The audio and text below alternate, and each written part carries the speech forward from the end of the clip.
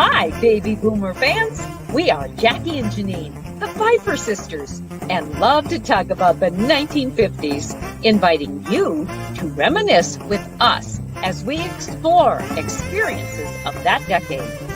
We chronicled the distinct memories of our childhood in our book, While the Windmill Watched, a slice of rural America in the 1950s, which takes you on a notably historic journey through that often forgotten decade. We also want to hear about your experiences during the 1950s. We will feature guests whose special stories of that decade will bring to mind magical moments of reflection, some with tears, some with smiles, but above all, a good dose of laughter.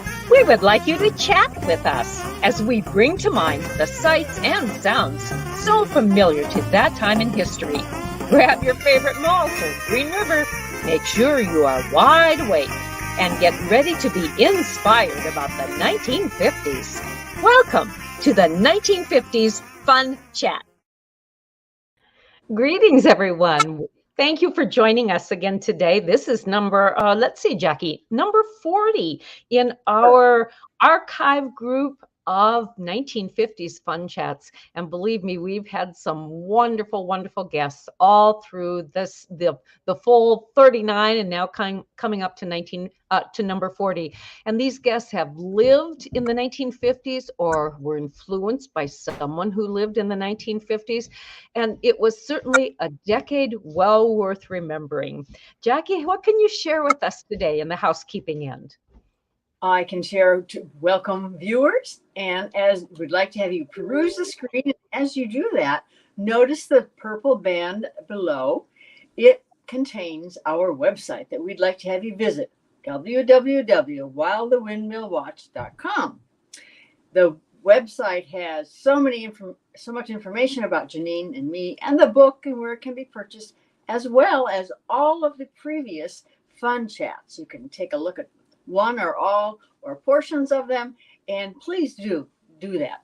Another thing, when you're perusing the screen, notice in the upper right hand corner you will see a photo of our book, and it has a beautiful North Dakota sunset on the cover, which wraps all the way around it. And then of course the silhouette of the window and the two little girls, which represents the Pfeiffer sisters. So we have a really wonderful guest today.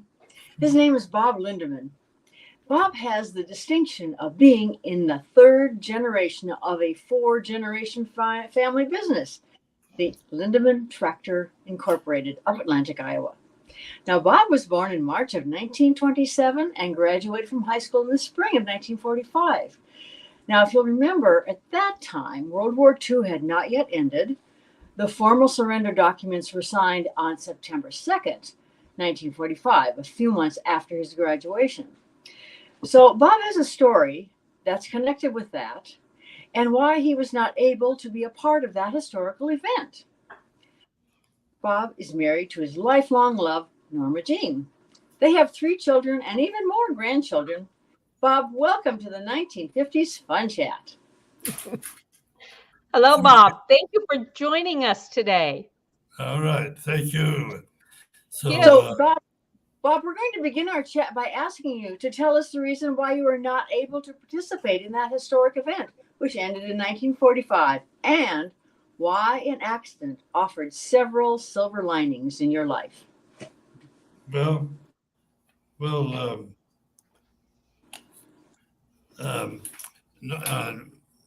first I'll tell you how I met Norma Jean right quickly, and okay. And then I'll tell you about why I couldn't participate. So I was born on a farm southeast of Lyman, Iowa, and Norma Jean was born up the road about 3 miles farther, and so we went to the same Sunday school. So we were there in a basket, I suppose. But anyway, her father would come down to my dad's, but because my dad had a feed grinder, and so he would pull a wagon load of feed with a team of horses down to our place, and while he ground that, Norma Jean and I, when we were probably 4 or 5 long in there, we would play in my sister's playhouse and make mud pies. And so I like to say that over the years, our pies quality has improved. And Okay. so anyway, then I always had my eye on her, and I always figured she was my girlfriend. And every time I'd see her, but I was bashful, and she was outgoing. So, but anyway, then when we went to high school, I picked her up and met the bus along with 2 other girls in a little Model A coupe. And so it was pretty tight in there, but we made it. And You didn't mind, did you? so then I dated her a few times, but when she got to high school, I had an awful lot of competition, a lot of other boys. So anyway, to try to shorten this up, when I was 11 years old, I very foolishly took hold of a rolling shaft with a mitten on it, and it removed my right thumb. And so when I was and I got to be 18 and a senior in the spring of 1945, they needed a bunch of men.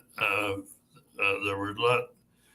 They called in different ones from our county, and there was about 30 of us that were called to immediately go for a pre-adapted physical. And when I went, and after I ran all my tests, I came back. I was 4F because I had a missing right thumb. Well, actually, if I had not lost that thumb, I probably would have gone to the service. And if I'd gone to the service, my father was just starting a business in Atlantic at the time, and he needed me. And I'm not saying he couldn't have done it without me, but he probably would not have. So our business got started partly because I lost that thumb, but more than that, Norma Jean at that time actually was engaged to another person. And but if I'd been gone, I'm sure she would have married him. But I had a chance to intervene, and so the rest of the story. Anyhow, she became my wife. So I don't recommend losing your right thumb, but in my case, I think it helped. Isn't that interesting? How those events can turn into good. Isn't that right, though?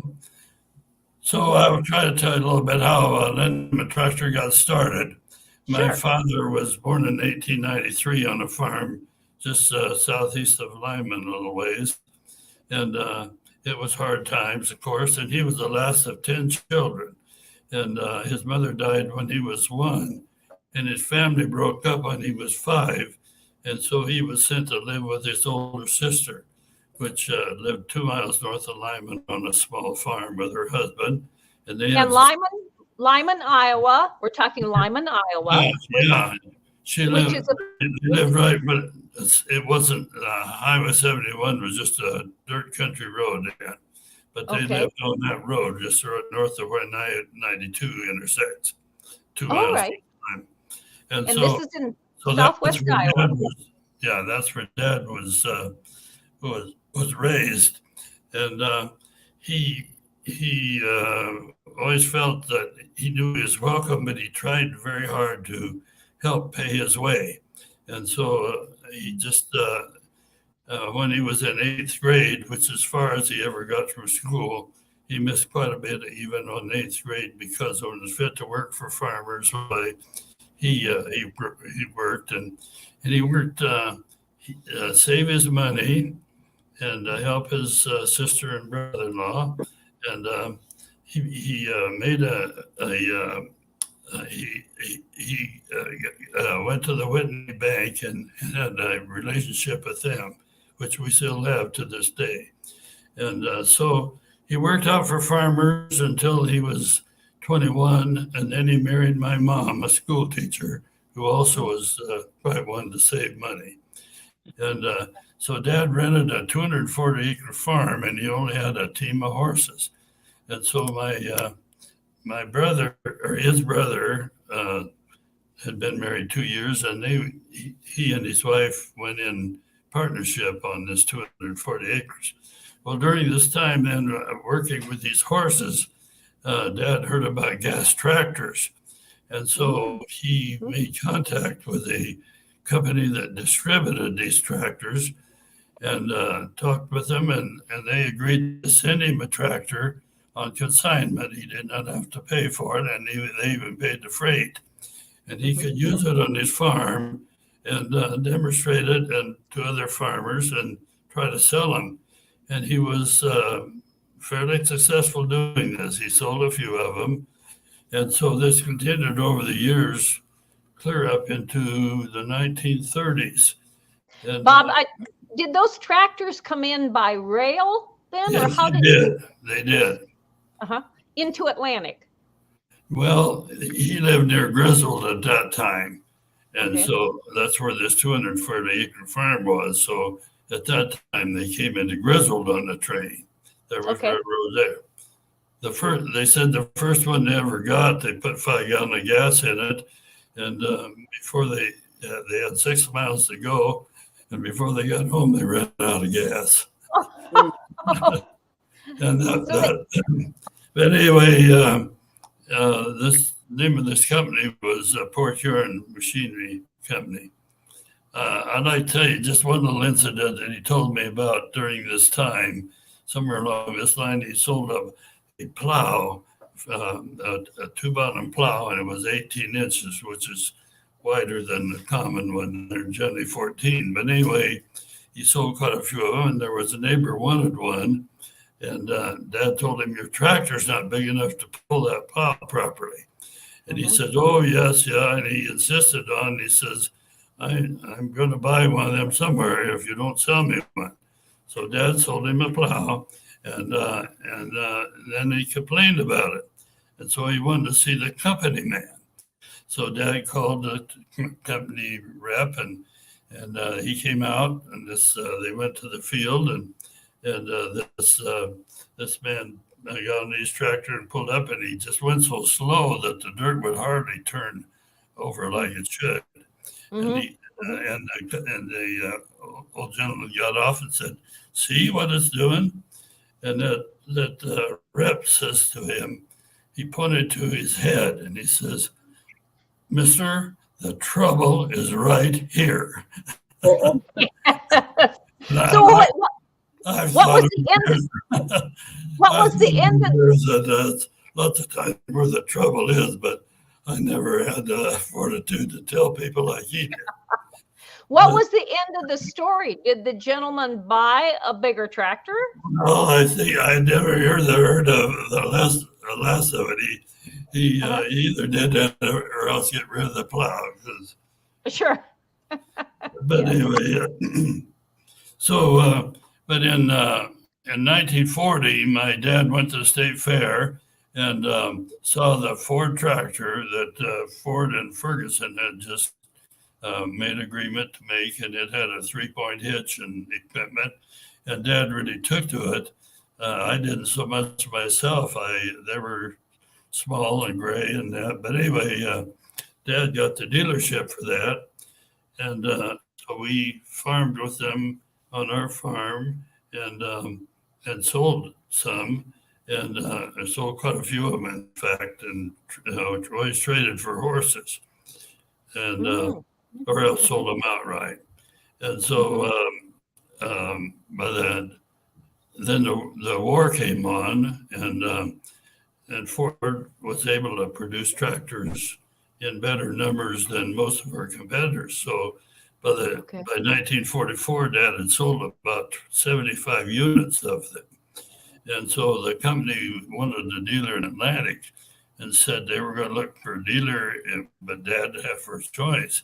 So in 1944, December 44, he rented a building on Walnut Street. And that That would have been in pretty much in downtown Atlantic. Would that It be is in correct? downtown, and at that time there were 4 other dealers downtown that sold Mm, a tractor. One of them mhm, had 4 different lines even in his business, but anyhow, we were the 5th one, and Mhm. but we continued there for 11 years, and I graduated in 45, and then I lived on the farm during that year and finished up our farming obligations.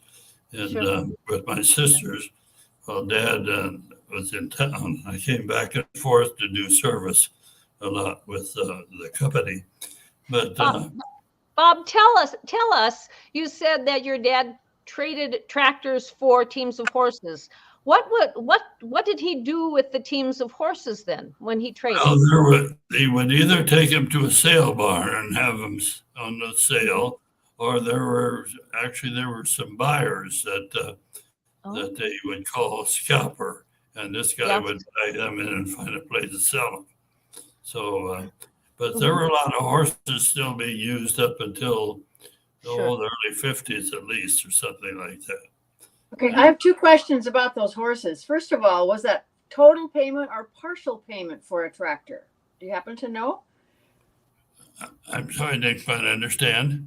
Okay, well, the horses were traded for tractors. Was it the total trade amount, or did Oh, no, the horses wouldn't bring it.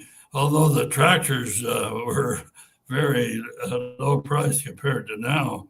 The tractor plow and cultivator at that time sold for about $1,000.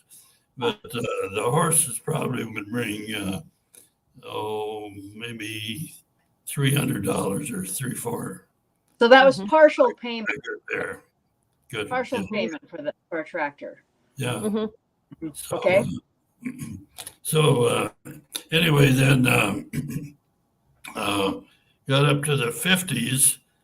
We still had the same little one model tractor, and the demand was getting for bigger tractors. And Mhm. so Ford only had one model at a time, and they came out with a little bit bigger one, which helped us a lot. We traded for those small ones and then sold them to other people, and Mhm. we were able to do quite well that way.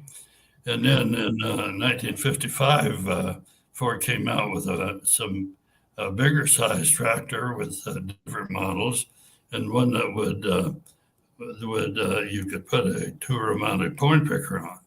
And Uh-huh. so at that time, my dad had bought a piece of land out on the highway west of Atlantic, west of the edge, and in '55 he rebuilt a building there, and that's where our present location is right now.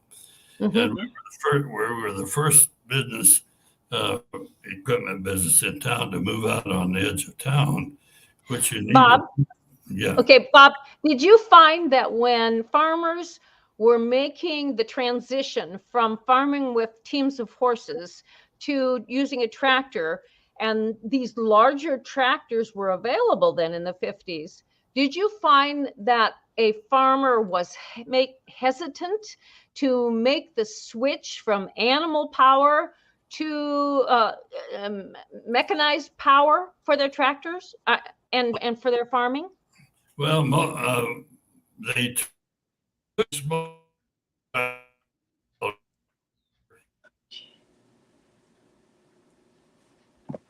Okay, can you try that again? Can you say that again, please? They took to the small tractor quite well and kept their horses, but it adapted pretty well, and it was easy to operate, and Sure. pretty easy for an older farmer to go from horses onto that. Although I did hear the story that one farmer was driving his tractor, and all of a sudden he needed to stop it, so he was yelling, "Whoa, whoa, whoa!" Love it. But anyway, so no, we most of the tractors we sold were outright, and the gentleman kept his horses, or else sold them somewhere else. But okay, so then in '55 we moved out there, and I'd like to tell you an incident that there was a farmer bought a farm up just northwest of Atlantic, and he'd come from a different state, and he had a line of different equipment than we sold, Alice.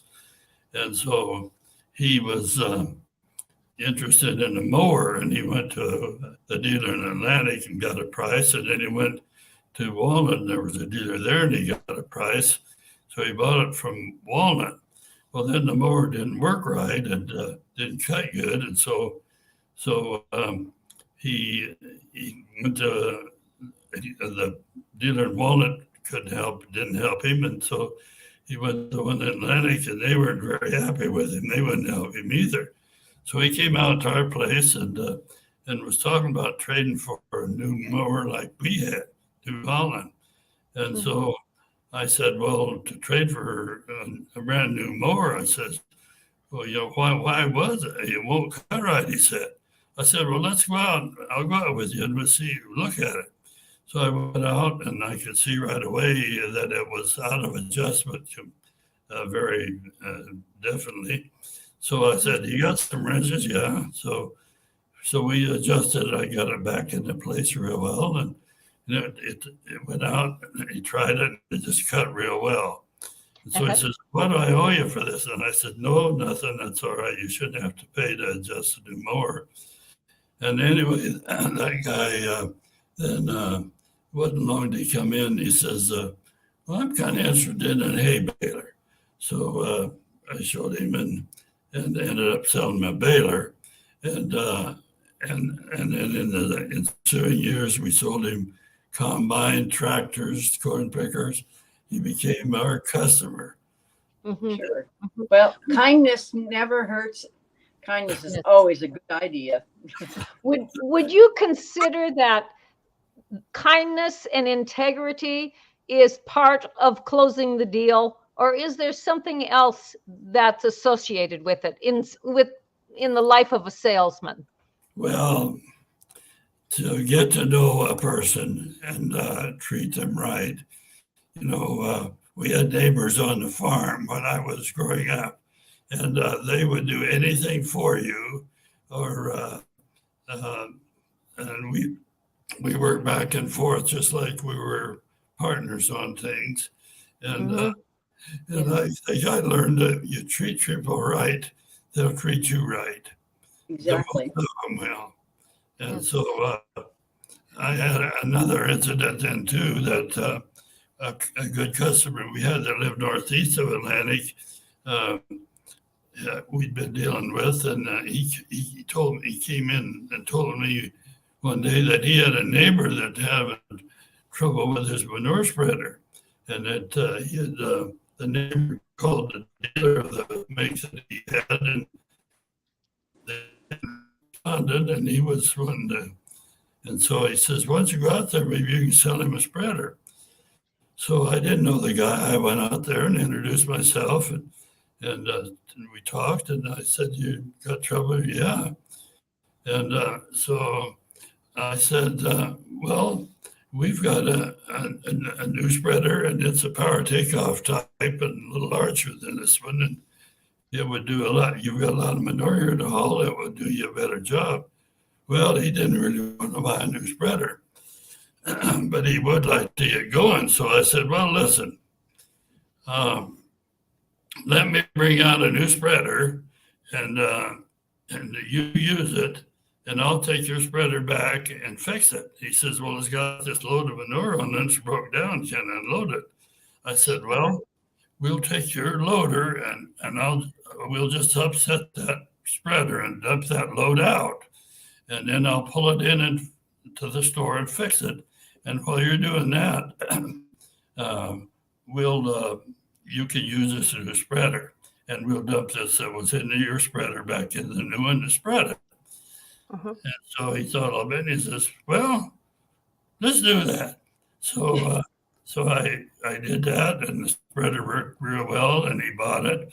And so that guy, same as the other man, he started to switch from his international machinery that he'd been buying until we sold him every kind of over the years. He was one of our very best customers. And so Bob, what do you think what comments might your father have when he considers the growth of the family business? What he had you say? If your father could comment on the business is today, what do you think some of his comments might be to you and the rest of the family? He would be overwhelmed because what we have today is just a different world than what we had then. The size of our machinery and the price of it, and the farms, the size of them now, it's just unbelievable almost how much the changes have. But we were able to change with it because I think we had a good relationship with a lot of different farmers. We are now we've got, there's one family that we've actually, the young man is the fourth generation of this family that we've been dealing with. And we've got three generations. But he used to, when I was a kid on the farm, most people planted with a 2-row cheap cordon planter or something that they'd taken the tongue out of. It was an old horse planter. And, and that's what a lot of planted their corn with. And now we are selling planters that have 16 or 24 rows, and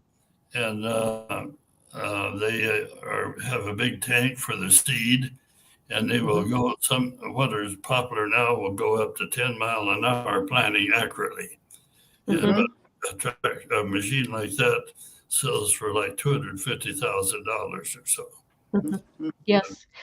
And Bob, your reach in your sales reach now and the growth of that, where you sold to local farmers, how far out from Atlantic, Iowa, where Lindeman Tractor is located, are you selling your equipment? Well, our new equipment we try to sell fairly local because we've got other fellow dealers that we don't want to, we don't sell in their territory. Besides, we want to sell where we can take care of our customer. But the used machine is different. We sell that wherever we can, and we advertise them on what's called Tractor House, which is a network throughout the whole world. And we actually sold a corn planter this winter to a small country that's right near Ukraine, and the customer made arrangements to have this planter assembled and put in a big container and ship it to this country. I don't know. It's a small country, but it's a nice farming country there apparently. And this person emailed just before planting season and was thanking us and said that the planter was like you said it would be, and so he was real happy. And we sent him some clothing that with our names on it, and he was just overjoyed. He said they fit him just right. Good. Oh, that's great, Bob. In your life, you have worn many hats. I'm going to call it that. You are a salesman. You have a gift of repairing machinery and seeing what needs to be repaired with that machine. You are a husband, a brother, a father, a grandfather, and you're a citizen of a town. Is there anything that stands out in your life about Janine, that? flattery will get you everywhere. Okay. Go take it, run with it. Is there one part of your life that you can pull out and reflect upon as being something very valuable that you have so appreciated that you have this capability? Well, I guess the thing I appreciated most is when I was able to win the girl of my life Yes. and Yeah. We're all happy about that. I'll tell you, I wasn't cut out to be a salesman, but I think I kind of learned. And one of my first lessons was that when we were in business a short time, my brother-in-law sold machinery, and I just worked in the shop. But a guy came one day when he was gone, and we had a used tractor sitting there, and the guy was interested in it. So I went over and talked to him, and he says, "Well, what do you want for it?" And I told him, "Well, $800." And so he thought about it, and so he said, "Well, I'll think about it." Well, we were open on Saturday nights in those times. And he came in and he says, "You got that tractor?" I says, "Yeah." And I will look at it again. So he came back and he looked at it. He says, "Well, how about giving you $775 for it?" And I thought, well, that sounds pretty good. And I was anxious to sell something. So I said, okay. So we go in the office and I write up the deal, $775. And he pulled out a check that was already made out to Lindeman Tractor for $800. And I had to give him $25 back. That was one of the best lessons I ever got. I didn't get it at school. I learned that you need to keep selling your machine and not necessarily take your first offer. Yes. Bob, in wrapping up our conversation today, one last question, and that is, what fun memory can you think of from the 1950s? Well, let's see, in the 1950s, well, that was the year we built a store, and so that was a fun memory that how well that went. And although it was hard times, yet my dad had to sell the home farm in order to make it happen. And but anyhow, and that was kind of the time that I learned from people that when people come in and I see how they live, how they feel, what their values are, it teaches me, do you want to be like that guy or like the guy that's always complaining and things are never right? And so you can learn a lot by meeting a lot of people, and I've met a lot of people in my life. And so I think learning that in the 1950s was something that I do treasure. Okay. Bob, we so thank you for being our guest today on this week's broadcast of the 1950s Fun Chat. It's been so delightful to learn about you as a person and learn about your business and the growth of Lindeman Tractor in Atlantic, Iowa. So as we close, Jackie and I are going to sum up with a little bit of housekeeping, and so stay with us for a little bit. All right. Thank you so much. You're welcome. Thank you. Viewers, we're so glad that you joined us today, and we hope that you come away from this broadcast with a whole new understanding of life, because life was different in the 1950s, and how life could imprint life in the 50s could imprint such a wonderful thought process on your mind, such as we learned from Bob today. So Jackie, how can you finish up our program today?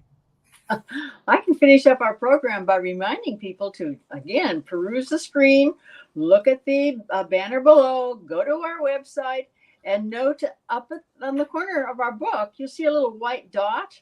Well, that is an award we've recently been given, the 2022 Independent Press Award in the category of Regional Favorite. Now, there were entries from all over the world, and this the Independent Press Award is given in a variety of categories, and ours happened to be the winner of the Regional Distinct Favorite. So there's another reason to open the cover of our book. Mm-hmm. Also, I want you to remember to look at the website and to press on the little subscribe button and the thumbs up button, and tell your friends, even your family, about the 1950s Fun Chat.